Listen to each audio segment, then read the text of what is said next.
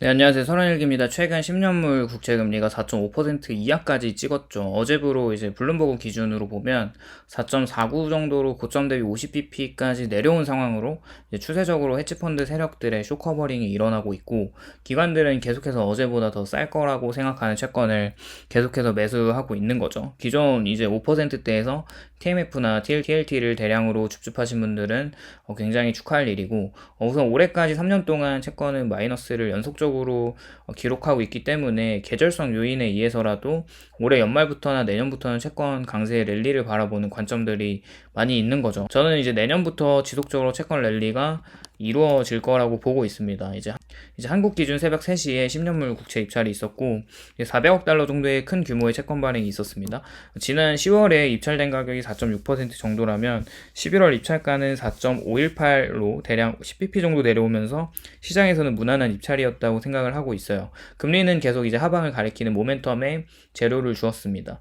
우선 응찰률이 2.45배 정도로 6개월 평균 입찰을 보면은 평균 2.49배로 그것보다는 이제 낮은 정도여서 채권 수급의 센티먼트가 그렇게 좋다고 볼 수는 없지만 해외 투자 수요는 6개월 평균 수준인 66.1%보다 69.7%로 훨씬 높아지면서 글로벌 예약의 기관이나 이제 보험사나 연기금들이 미국 10년물이나 이제 장기 채권을 줍줍하는 그림을 이제 저희는 볼 수 있겠죠. 우선 저번에도 말씀드렸듯이 10년물 기준금리가 4% 이상으로 올라가면서 이제 많은 투자자들이 국채에 투자를 하기도 했는데 4%를 넘어가고 이제 4.1% 정도의 이제 빌 에크먼이 30년물 5.5% 그리고 10년물은 5%까지 올라간다고 공식적으로 숏을 들어갔어요. 그 이후부터 이제 헤지펀드들 무지성 숏이 들어가기 시작하면서 5%까지 불과 한 달도 안 되는 사이에 이제 올라갔다는 것을 생각해 봤을 때 그렇게 올라가면서 채권 매수를 눈치 보는 기관들은 4.8에서 5%의 스프레드에서 점점 매수를 하고 있었던 걸 우리는 알 수가 있어요.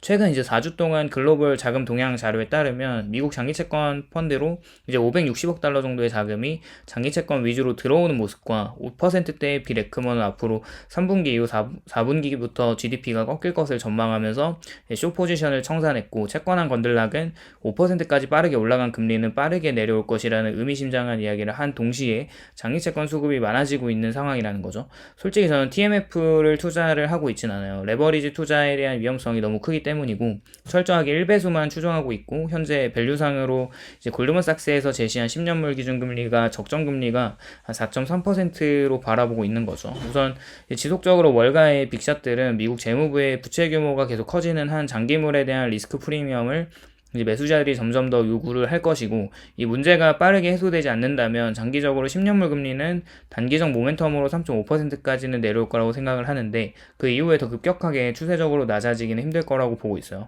10월 달에는 개인들만 매수할 줄 알았던 장기 채권이나 초장기물 미국 국채를 사들이는 기관이 엄청나게 많은 자금을 미리 투입을 했어요. 금리 하락에 이제 베팅을 하고 있는 거고 금리 하락에서 시세 차익을 많이 먹을 수 있는 제로 쿠폰 본드를 엄청나게 매입을 하고 채권 시장에는 이제 103억 달러 정도의 초장기 제로 쿠폰 본드를 거의 소화했다는 거죠.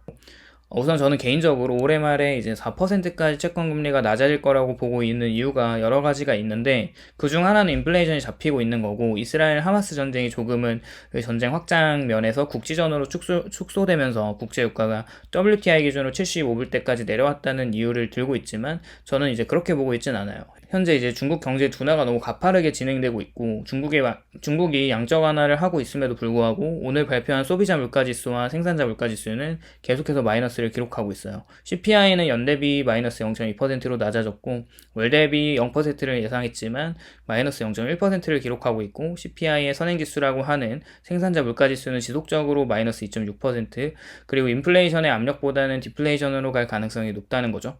중국을 이야기하는 것은 G2라고 하는 수출을 엄청나게 하는 국가로 이미 지금의 부동산으로 계속해서 채무불이행 디폴트를 선언을 하고 있는 중국인데 수출을 하기에는 이제 글로벌 PMI가 전 세계가 전체가 낮은 상황이죠. 중국의 11월 발표된 10월달 수출은 전월 마이너스 6.2%에서 이제 마이너스 3.3% 정도로 좀 개선될 거라고 보고 있었는데 실제로는 마이너스 6.4%로 더 급격하게 떨어지는 모습을 보여주면서 아직까지 세계 제조업이 반등하기에는 멀었구나라는 생각하게 되는 결과를 보여주고 있습니다. 당연히 그러면서 국제 유가와 원자재는 당연히 하락할 수밖에 없는 것이죠. 전쟁이 완화됨에 따라서 국제유가의 가격이 낮아지는 상황이라기보다는 전 세계의 기름 수요가 둔화되는 시그널로 보여지고 있는 모습이 더 크다고 생각하고 있습니다. 또한 미국에서 나오는 가격 지수들을 좀 봤을 때 주택 가격이 이제 하락하고 있어요. 1970년, 2008년 이후 2023년에 주택 가격의 중위값 지수가 급격하게 수축하면서 하락하고 있는 걸 알 수 있습니다. 현재 이제 모기지 금리가 8%를 찍고 7.6%까지 많이 하락되긴 했지만 여전히 이제 높은 모기지 금리의 주택 구입을 할 수 있는 사람들이 얼마나 있을까요? 그로 인한 특정 지역들의 주택 가격의 급격한 상승이 주택 가격 지수를 높인다고 생각할 수 있지만 전미 안에 있는 총 주택 가격은 하락하고 있다는 걸 알 수가 있고 향후 CPI나 PC에 해당되는 쉘터 부분의 가격은 집 가격이 하락함에 이제 선행 지표로 따라 후행적으로 낮아지는 것을 우리는 기대할 수 있을 것 같아요. 또한 9월 도매 재고가 발표되었고 전월보다 0.2% 늘어났습니다. 우선 도매 재고가 늘고 있다는 것은 저번 3분기 GDP의 이제 4.9%에서 1.2%가 차지하고 있던 기업 생산이 즉 물품들을 만드는 걸 생각해 봤을 때 도매에서 소매로 물건이 넘어가는 속도가 느리다는 걸 알 수가 있습니다. 생각해보면 소매에서 물건을 사야 도매에서 재고가 더 없어지고 그렇게 이제 물건이 계속 만들어지고 이런 선순환이 되는 건데 물건이 잘 안 팔린다는 걸 생각해보면 생산에 차질이 생기고 그것은 당연히 미국인들이 어떤 산업군 안에 있는 그 안에 제품들을 사려고 돈을 소비하고 있지 않다는 지표라는 거죠. 10년물 금리가 4% 초반까지는 무난하게 하락할 수 있다는 생각을 계속 가지고 있고 경기가 더 세게 망가진다고 하면 3%대까지도 빠르게 하락할 거라고 보고 있는데 단기적인 채권 트레이드가 아닌 내년에 24년도를 좀 바라본다면 지금 채권에 물려 있으신 분들은 좋은 성과를 기대해 볼 수 있다고 생각합니다. 그리고 이제 현재 장기 채권을 투자하는 거에 또 다른 메리트는 지금까지 금리가 낮아지면서 나스닥과 S&P 다우 모두 상승하는 경향을 보이고 있고 당연히 채권 금리가 안정되면서 고평가되어 있는 멀티플이 해소가 될 수 있다는 겁니다.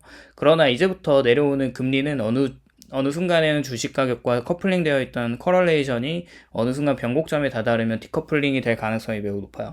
시장은 이제 점점 침체를 반영하는 순서를 밟게 될 것이고 24년도에 유동성 장세이기보다는 상반기 실적 컨센서스를 하향한 수치보다 이제 생각보다 S&P 500의 기업들이 더 실적에 좋은 개선이 없다면 주식에서는 먹을 게 없을 가능성이 높다는 거죠. S&P 기준으로 빅테크의 어떤 캐리가 끝나면 그때 되면 주가는 조정을 받을 수 있다는 거고 결국 침체에 의해 내려가는 채권금리로 시세 차익을 얻은 돈으로 저렴해진 주가의 주식들을 담을 수 있는 시기가 24년도에는 올 수 있다는 생각을 하고 있어요. 주식과 채권 포트폴리오를 적절하게 섞어가면서 그렇게 운영한다면 크게 깨지지 않는 수익을 얻을 수 있다고 생각합니다. 오늘도 시청해주셔서 감사드리고 도움이 되셨다면 좋아요, 구독을 부탁드립니다. 감사합니다.